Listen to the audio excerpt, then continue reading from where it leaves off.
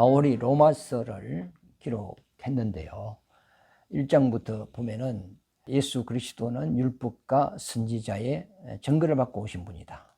그리고 예언의 말씀대로 다윗의 후손으로 오신 메시아가 곧 예수다. 그러므로 예수를 믿으면 구원을 받는다는 그 전제 아래에서 율법과 복음에 대하여 설명을 해 나오는 것이 7장까지입니다.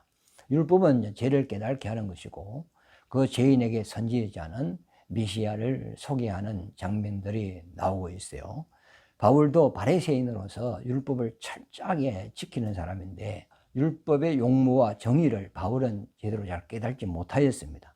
율법적인 의식과 그런 규례, 율례, 법도 이런 것을 철저하게 지킴으로써 하나님 앞에 경건한 사람이고 어려운 사람이고 구원을 받을 것으로 알았습니다. 그러나 율법의 용무는 죄를 깨닫게 하는 거거든요. 그 결과는 의인은 없나니 하나도 없다. 이것이 율법의 정의고 용무입니다. 그래서 바울이 율법으로 자기 자신을 비추어 봤을 때 내 속에 선한 것이 없는 줄 알았다. 그리고 선을 행하는 것도 나는 없노라 그랬거든요. 그러면 여기서 선이라는 것은 윤리 도덕적이고 양심적이고 어떤 종교적인 그런 선악에 대한 그런 이야기가 아니고, 바울이 나는 하나님 앞에 선이 없다는 것은 하나님의 선을 이야기하는 겁니다. 바울은 그 당시 바리새인이거든요. 바리새인은 경건주의자, 율법을 철저하게 지키는 자들인데 예수 당시에 율법을 지켜서 그 행위로 자랑하는 자들이 누구냐 하면 바리새인들이었어요. 예수님도 그걸 인정하셨거든요. 너희가 바리새인보다 더 낫지 아니하면 결단코 천국에 들어갈 수 없다 그랬어요. 그 당시에 땅에 있는 행위로서는 바리새인을 따라갈 수가 없어요.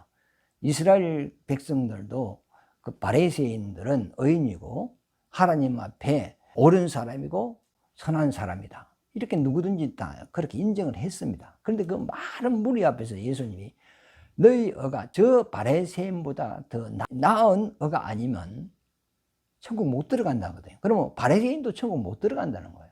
그럼 바리새인보다 더 나은 어는 하나님의 어가 있어야 들어간다는 거죠. 그래서 바울은 율법에 행위가 있는 사람이에요. 예수를 만나기 전에 행위주의자였거든요. 근데 예수를 만나고 난 이후에 다시 율법으로 자기를 비추어 봤을 때 나는 하나님 앞에 선한 것이 없노라. 그리고 선을 행한 것도 없다. 이렇게 이제 바울이 이야기를 했죠. 제대로 이제 율법의 이제 비침을 받아서 자신의 신분을 바울은 제대로 깨달은 거 아닙니까? 그래서 여기서 우리가 잘못 이해하면 바울이 7장의 이 마지막 절에 보면은 나는 선한 것이 없노라, 선을 행하는 것도 없다 했을 때 이 선을 윤리 도덕적이고 종교적인 선을 이야기해버리면 이 성경이 이제 해석이 안 되는 겁니다. 이 선이라는 것은 하나님 앞에 나는 선한 것이 없다, 나는 죄인이다, 주여 나를 불쌍히 여겨주시오, 나를 구원해 주시옵소서. 그래서 바울이 하나님 앞에 회개하고, 바울이 하나님 앞에 어가 없었고 선도 없었어요. 그런데 이제는 바울이 예수를 믿음으로 하나님의 어를 가졌다는 거예요. 그리고 그 말씀에 순종함으로써 하나님 앞에 선한 자가 되었다는 거죠. 바울이 하나님 앞에 어렵다 얻은 것은 행위로 된 것이 아니고 예수 그리스도를 믿음으로 어렵다함을 받은 거죠. 그럼 무엇을 믿었느냐? 예수님께서 내 죄를 대속해 주셨다, 나를 구원해 주셨다. 그걸 믿음으로써 그 믿음을 하나님이 옳다 했단 말이죠. 그게 옳을 어자를 쓰고 있거든요. 너 믿음이 맞다, 너 믿음이 옳다, 하나님이 칭의를 해주는 거죠. 인정을 해주는 거죠. 바울이 하나님 앞에 가진 언은 행위로 된 것도 아니고 율법으로 된 것도 아니고 오직 예수를 믿음으로써 어렵다 하심을 받은 하나님의 어단 말이죠. 이제 어려운 자가 이제 하나님을 알고 하나님의 말씀에 순종하는, 그 말씀에 순종하는 행위가 하나님 앞에 선이단 말이죠. 그래서 바울이 예수를 믿고 하나님의 어와 하나님의 선을 이제 가진 거죠. 이런 자는 8장 1절에 보면 그러므로 이제 그리스도 예수 안에 있는 자에게는 결코 정죄함이 없다. 예수 믿고 의로워지고 그 의로워서 하나님의 자녀가 되고 하나님의 생명을 받은 자는 이 사람은 이제 죄와 상관없어요. 예수 그리스도 안에 있는 거예요. 죄인은 예수 그리스도 안에 못 들어오잖아요. 그러나 예수를 믿음으로 죄 용서 받은 자가 예수 안에 들어왔단 말이죠. 그러면 예수 안에 있는 자에게는 결코 정죄함이 없다. 그렇게 말했어요. 예수 그리스도 안에 있는 자라 1절에 그랬는데 이것을 고린도후서 5장 17절 말씀해 보면 예수 안에 있는 사람을 다른 표현으로 새로운 피조물이라 했어요. 새 사람, 새 생명. 그 피조물 앞에 새 자를 붙였어요. 사람 앞에 새 자를 붙이고 생명 앞에 새 자를 붙였단 말이죠. 그러면 새로워졌다는 이야기잖아요. 예수를 만나기 이전에는 옛사람이라는 겁니다. 지원받은 사람이고 죄 아래에 있는 사람이고 아직 하나님을 모르는 사람이라는 거죠. 그러나 예수를 믿고 난 이후에는 신분이 달라졌다는 거예요. 이제는 하나님의 자녀가 되었고 죄 없는 사람이 되었고 하나님의 생명을 가진 자가 되었다는 거예요. 이렇게 예수를 믿느냐 안 믿느냐에 따라서 완전 신분이 달라지는 거죠. 예수 믿기 전에는 하나님의 사람을 자기 형상의 모양대로 지었잖아요. 창세기 1장 26절에서 27절을 말씀해 보면 하나님이 우리의 형상과 우리의 모양대로 사람을 지어사 그랬어요. 그럼 사람을 지은 것은 그 피조물이거든요. 그런데 이제는 그 피조물이 예수 그리스도 안에서 다시 거듭났다는 거예요. 다시 태어났다, 중생했다 이 말이거든요. 그래서 요한복음 3장에 물과 성령으로 거듭났다. 베드로전서 1장 24절 25절 말씀해 보면 우리가 거듭난 것은 썩어질 것으로 된 것이 아니고 썩지 아니할 영원한 하나님의 말씀으로 되었느니라. 야고보서 1장 18절 말씀에도 바울이 말하기를 말씀으로 우리를 하나님께서 낳으셨다 그랬거든요. 최초의 창세기 1장 27절에 나오는 사람, 예수를 만나기 전까지 이 사람들, 지금 예수 안 믿는 사람들, 불신자들, 이 사람들 아직 거듭난 사람이 아니지 않습니까? 그들은 지원받은 자, 지원받은 것은 피조물이단 말이죠. 근데 이제는 우리가 예수를 믿고 거듭났다, 다시 태어났다, 하나님이 우리를 말씀으로 낳았다는 거예요. 그래서 아들이라는 그런 개념을 씁니다. 그래서 예수 믿는 자와 믿지 않는 자를 구분하기 위하여 바울은 새 자를 붙인 겁니다. 새로운 피조물, 새 사람. 예수 믿지 않는 사람은 그만 사람이에요. 그만 피조물이에요. 그런데 예수 믿는 사람은 새로운 피조물, 새 사람. 이렇게 구분을 한 겁니다. 우리가 육체적으로는 믿는 사람과 믿지 않는 사람이 똑같아요. 외모로 표시가 안 나요. 그러나 하나님이 우리 사람을 봤을 때는 예수 안 믿는 사람은 하나님이 지은 피조물이고 예수를 믿은 사람은 육신은 흙으로 된 몸을 입고 있지만 그 영혼은 하나님의 말씀으로 거듭난, 성령으로 거듭난 하나님의 자녀라는 겁니다. 피조물이 아니고 하나님께서 낳으셨다는 거죠. 내가 뭐 책상을 만들었어요. 그럼 그건 책상은 물건이에요. 우리 집에 냉장고 있어요. 그건 물건이에요. 사람이 만든 물건이거든요. 그러나 내 자녀는 만든 게 아니고 내가 낳았어요. 그래서 아들이에요. 이와 마찬가지로 똑같은 사람이지만 지은 사람이 있고 낳은 사람이 있다는 거예요. 예수를 믿고 거듭난 사람은 하나님의 말씀으로 낳았기 때문에 하나님의 아들이라 하고, 똑같은 사람이지만 예수로 다시 거듭나지 아니하면 그건 피조물이에요. 만든 거예요. 그래서 사람이 두 번 태어나야 된다 그러죠. 부모로부터 한 번 태어나고, 그건 만든 거거든요. 그러나 예수로 거듭난 사람은 이제 하나님의 자녀, 영적으로 다시 하나님의 자녀로 거듭난 거죠. 이것을 구분하기 위하여 옛사람, 새사람, 이렇게 바울은 구분을 했습니다. 이 구분한다는 것이 상당히 오해를 받을 수 있어요. 그러면 새로운 피조물이라 했으면 재창조가 또 이렇게 오해를 불러올 수 있지만, 바울은 예수를 믿는 사람과 믿지 않는 사람은 완전히 다르다는 것을 이것을 전제해서 말하고 있는 거거든요. 그러면 지금 우리 육신은 굉장히 약해요. 이미 하나님께서 범죄한 아담에게 너는 흙에서 왔으니 흙으로 돌아가라 그랬어요. 그리고 뱀에게 너는 종신토록 흙을 먹으라 했거든요. 그러므로 이 만든 이 육신은 이미 마귀에게 양식으로 내준 거예요. 우리 속에 죄성이 있기 때문에 우리가 실수도 많고 악한 짓도 많이 하고 나쁜 짓을 많이 하거든요. 그것으로 인해서 마귀가 우리 육신을 씹고 삼키고 병과 막 여러 가지 문제를 우리한테 유발한단 말이죠.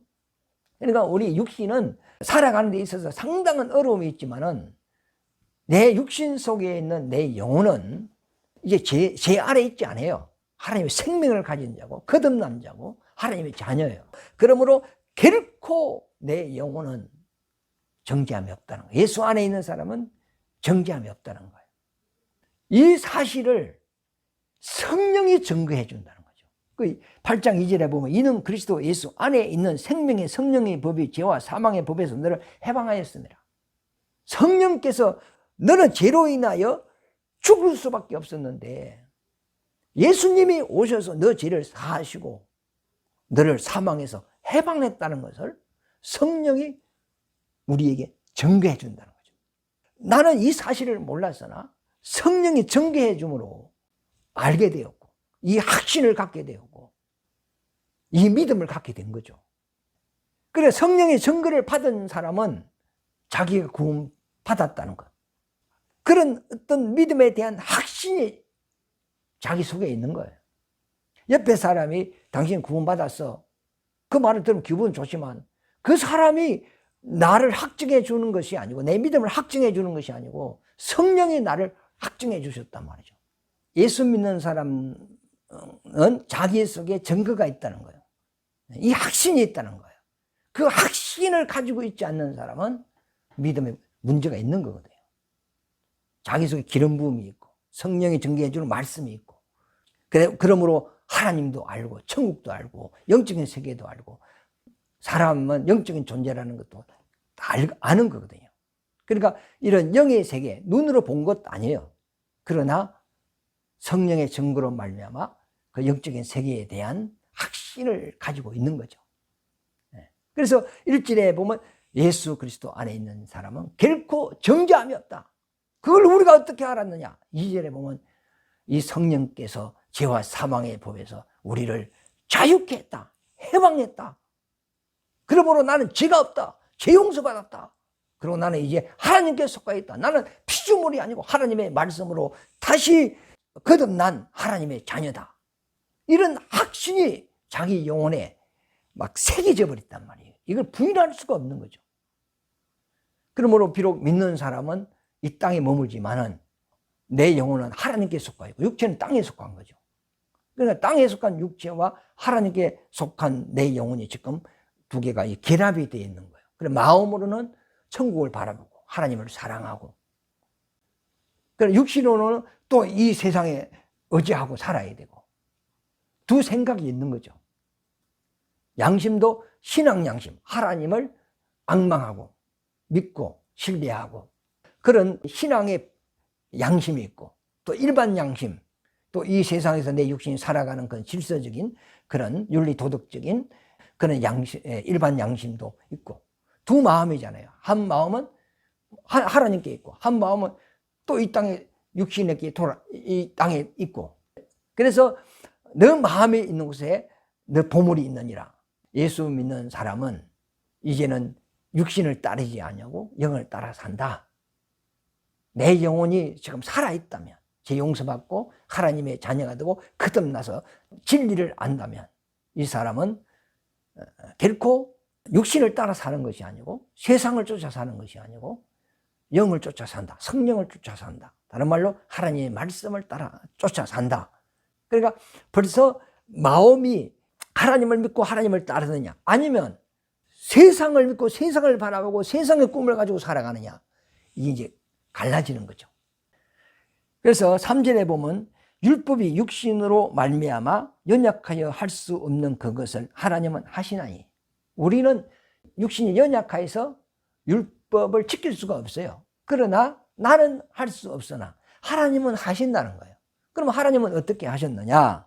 곧 죄로 말미암아 자기 아들을 죄 있는 육신의 모양으로 보내어 육신의 죄를 정하사 그랬어요. 하나님은 자기 죄 없는 자기 아들을 이 세상에 보내서 인류의 죄를 그 아들에게 담당시켰단 말이에요. 세례 요한이 보라 세상 죄를 지고 가는 하나님의 어린 양이로다. 이사야 53장에도 보면 여호와께서 우리 무리의 죄악을 그에게 담당시키셨도다. 하나님이 자기 아들을 이 땅에 보내서 세상 죄를 십자가에서 해결을 했단 말이에요. 율법의 요구를 이루어 준 거예요. 율법의 요구가 뭐죠? 너는 완전하라, 거룩하라, 선하라. 그리고 우리 인간이 어떻게 깨끗할 수 있고 거룩할 수 있고 어려울 수 있냐면 이건 불가능한 일이단 말이죠. 그러나 예수님이 오셔서 우리가 죄로 인하여서 이 율법을 감당할 수 없었는데 율법의 요구를 예수님께서 다 이루어 준 거예요. 내 대신 율법의 요구를 다 이루어 버렸단 말이에요. 그러므로 이제 우리는 율법에서 벗어났다는, 죄에서 벗어나고 사망에서 벗어났다는 거예요. 그래서 율법의 요구를 내 대신 예수님이 이루어 주셨다 이 말이죠. 4절에 보면 육신을 따르지 않고 그 영을 따라 행하는 우리에게 율법의 요구가 이루어지게 하려 하심이니라. 그러나 예수 믿는 사람에게는 예수님의 그 율법 요구를 다 이루어 준 거예요. 그러나 예수님이 죄를 용서했어도 그걸 안 믿는 사람은 여전히 죄 가운데 있는 거죠. 그래서 육신을 따르는 자는 육신의 일을, 영을 따르는 자는 영의 일을. 영이 살았으니까 영을 따르면서 영의 일을 생각한다. 그래, 먹어도 입어도 마셔도 우리가 살아도 내가 부자가 돼도 공부를 해도 사업을 해도 내 혼자 잘 먹고 잘 살고 부귀영화 누리기 위하여 일을 하고 공부하는 것이 아니고 하나님의 영광을 위하여, 하나님의 일을 위하여 목적이 그렇다는 겁니다. 그리고 육신을 따르는 자는 육신의 일을, 내가 어떻게 하면 잘 먹고 잘 살고 돈 많이 벌고 내가 어떻게 하면 편하게 살고 안락하게 살고 전부 다 자기의 그 욕구를, 육신의 욕구를 채우기 위하여 살아간다고. 이 사람들은 육신을 따른다는 거예요. 그 육신을 따르는 자도 그 기쁨도 있고 즐거움도 있고 육신의 어떤 덕도 있고 선한 것도 있고 육신의 사랑도 있고 육신의 그 색깔이 있습니다. 재미있는 것도 막 육신에게 있거든요. 우리가 뭐 한 100년 가까이 살지만 이 땅에서 돈 가지고 누리고 사는 것이 저 재미가 있잖아요. 이 땅에서 뭐 왕의 근세 자리에 앉는 거 얼마나 좋습니까? 그러나 그 결과는 사망이라는 거죠. 부자도 결과는 죽고 많이 배운 박사도 결론은 죽는다는 거예요. 돈 많은 부자도 죽는다는 거예요. 아무리 오래 이 땅에 살아서 장수한 사람도 결국은 죽음으로 끝난다는 거예요. 그러니까 육신을 따르는 자는 사망이라는 거예요. 그러나 영을 따르는 자는 생명과 평안이라 이랬죠. 그 평안은 죄 용서를 말하고 그 다음에 죄 용서 받은 자가 하나님의 생명을 얻는 거예요. 하나님의 자녀가 된다는 거죠. 그리고 이제 결국은 부활해서 하늘나라를 가는 거죠. 가는 길이 완전 다릅니다. 내가 죄 용서받고 예수 그리스도 안에 머물고 또 성령의 증거를 받아서 이 믿음에 대한 확신이 있는 사람은 영을 쫓아 산다는 거예요. 자기 속에 하나님의 생명이 있는 사람은 하나님을 쫓아 산다는 거예요. 그것이 결국은 우리가 부활하게 되고 영생을 얻는다는 거죠. 가는 길이 다르고 결과도 완전 다르다는 겁니다. 그래서 우리는 이 땅에 몇 년 살까는 모르지만은 우리의 삶은 평안과 생명을 쫓아 살아야 됩니다. 예수의 은혜로 죄 용서받고 영원한 생명을 쫓아 사시기를 예수 이름으로 축원합니다. 그래서 6절에 보면은 육신의 생각은 사망이요 그랬죠. 결국은 사망입니다. 영의 생각은 생명과 평안이다. 육신의 생각은 하나님과 원수가 된다. 왜 원수가 되죠? 사망이니까.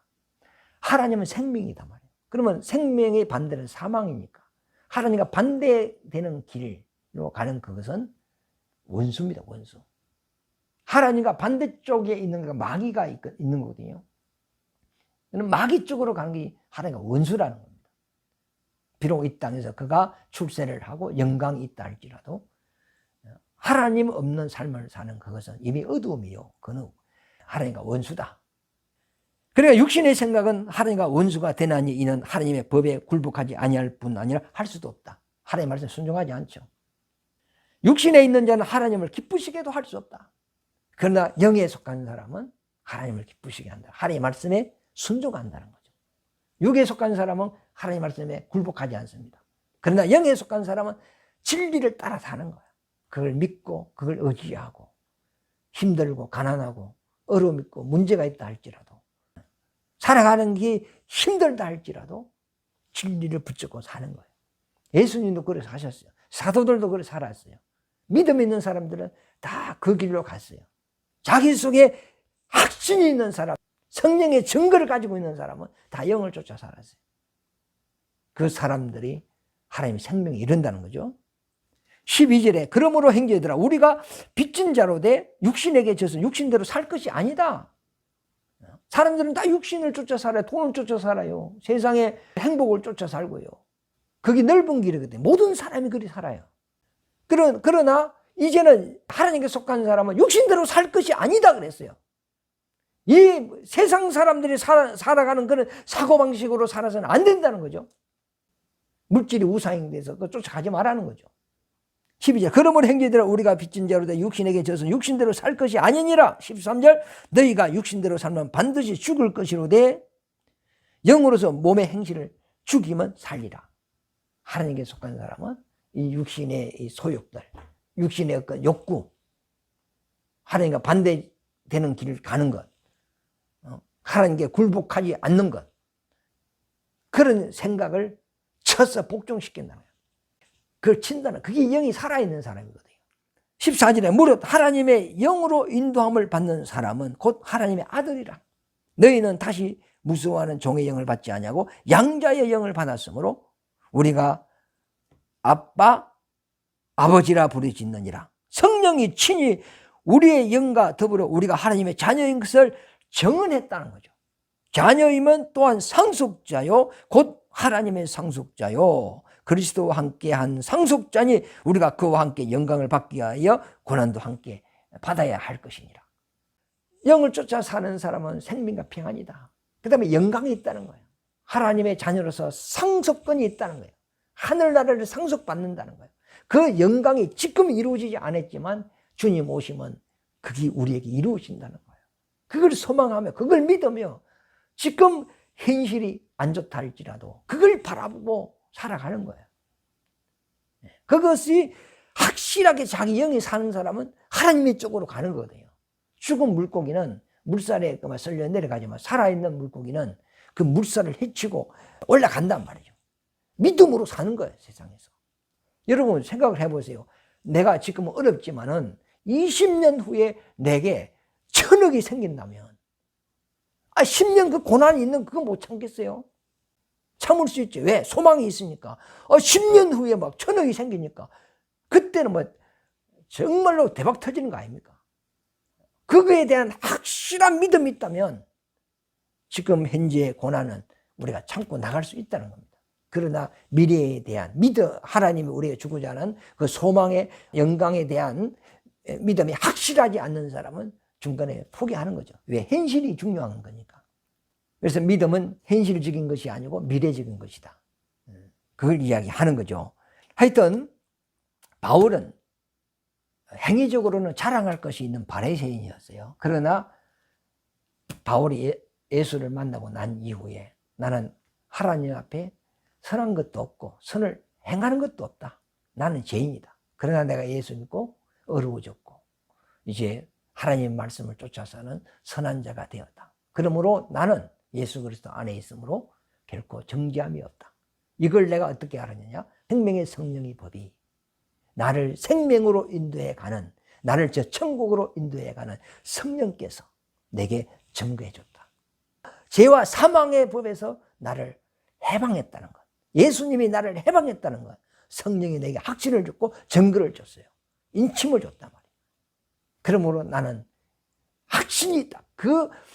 주님이 내게 베풀어 주신 그 은혜, 그 영광에 대한 확신이 있다는 거예요. 이 모든 세상 사람들이 그걸 다 예민한다 할지라도 나는 그에 대한 확신, 천지가 다 개벽이 일어난다 할지라도 그에 대한 믿음은 나는 흔들리지 않는다.